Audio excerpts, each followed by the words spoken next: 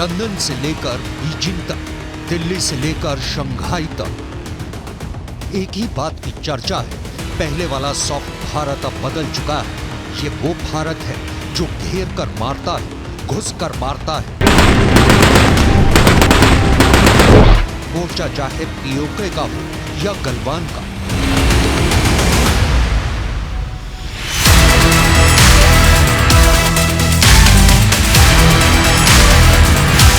पूरे चीन में इस बात पर चर्चा हो रही है कि भारत के प्रधानमंत्री नरेंद्र मोदी ने भारत की इमेज बदल दी है।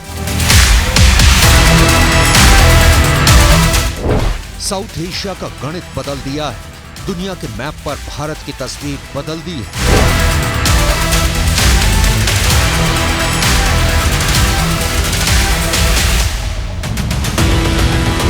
ठोस फैसले लेने वाला, ईंट की जगह पत्थर से जवाब देने वाला।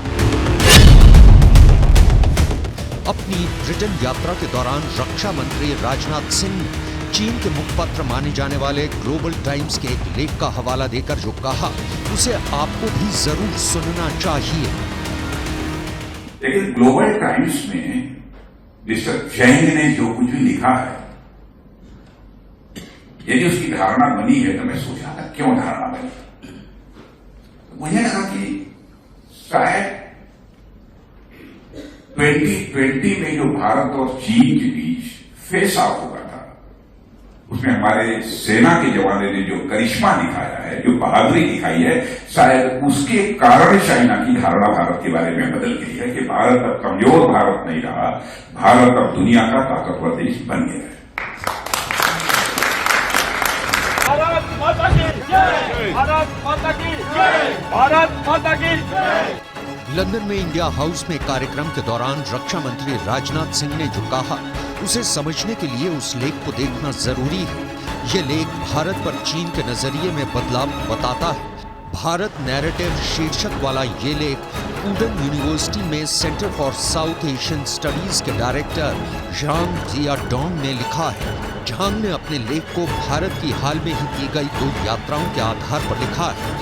इस लेख में उन्होंने पिछले 4 सालों में भारत की घरेलू और विदेशी स्थिति में हो रहे बड़े बदलावों का उल्लेख किया है। भारत 1 दशक से भी कम समय में मल्टी बैलेंसिंग से मल्टी अलाइनमेंट की तरफ शिफ्ट हो गया है। ये बहुध्रुवीय दुनिया में एक ध्रुव बनाने की रणनीति की ओर तेजी से बदल रहा है। भारत ने हमेशा खुद को एक विश्व शक्ति माना है। अंतर्राष्ट्रीय संबंधों के इतिहास में ऐसे बदलावों की गति कम ही देखी जाती है। कूटनीतिक मोर्चे पर प्रधानमंत्री नरेंद्र मोदी के शासनकाल में भारत की सॉफ्ट छवि बहुत तेजी से एक सख्त देश के रूप में बदली है। झांग ने लिखा है कि भारत अब रणनीतिक रूप से ज्यादा आश्वस्त हो गया है और भारत नैरेटिव बनाने में ज्यादा सक्रिय हो गया है। डिप्लोमेसी में भारत तेजी से रणनीतिक ताकत बन रहा है। जब से पीएम मोदी ने सत्ता संभाली है, उन्होंने अमेरिका, जापान, रूस और दूसरे देशों के साथ भारत के संबंधों को बढ़ावा देने के लिए कई देशों को साथ लेकर चलने की रणनीति की वकालत की है। सबसे ताजा उदाहरण है मालदीव का। भारत सरकार ने मालदीव को जिस तरीके से सरेंडर करने और माफी मांगने के लिए मजबूर किया, उसे पूरी दुनिया ने देखा। आपको याद हो तो मालदीव को भारत के खिलाफ टिप्पणी के लिए चीन ने भी फटकार लगाई थी। लेकिन सावधान, ये चीन भारत की बढ़ती ताकत के खिलाफ हिंसात्मक साजिश रचने में कमी नहीं करने वाला। मालदीव को फटकार के बाद राष्ट्रपति मुइज्जू की चीन यात्रा के दौरान 20 समझौतों पर दोनों देशों ने हस्ताक्षर किए। ये इसलिए कि 2014 में बेल्ट एंड रोड इनिशिएटिव में शामिल होने के फैसले के बाद से चीनी कंपनियों ने मालदीव में 1.37 अरब डॉलर का अतिरिक्त निवेश किया है।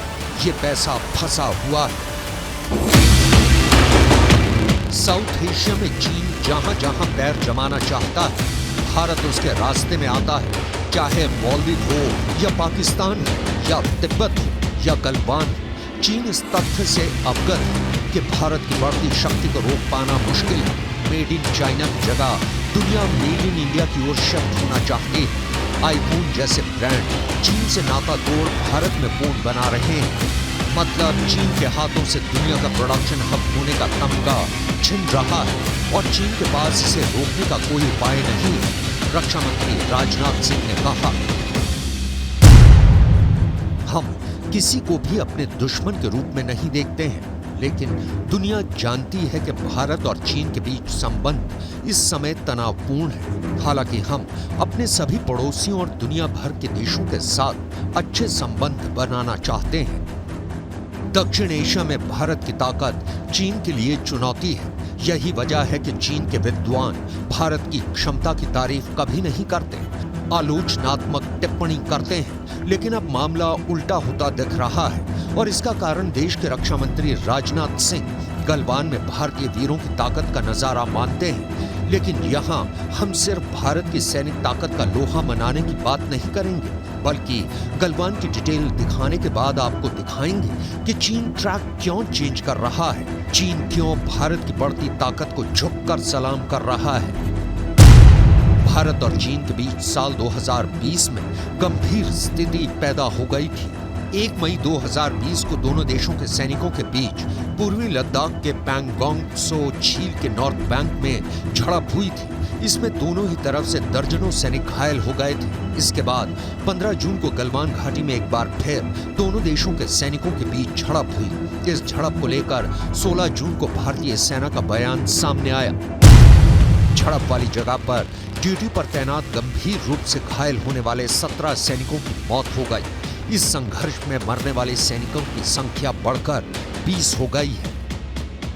चीन ने भी बयान जारी किया, मगर इससे यह साफ नहीं हुआ कि उसके कितने सैनिकों की मौत हुई। लेकिन कई महीने बाद फरवरी 2021 में चीन ने गलवान घाटी झड़प में मरने वाले अपने 4 सैनिकों को मरणोपरांत मेडल देने की घोषणा की। गलवान भारत चीन के बीच ताकत को लेकर टर्निंग पॉइंट की तरह है। इस झड़प ने तय कर दिया कि चीन एक मारेगा तो भारत 11 की बलि चढ़ाएगा। चीन के सामने स्थिति साफ है कि भारत को रोकना मुश्किल ही नहीं, नामुमकिन है। इसकी एक नहीं बल्कि कई वजहें हैं।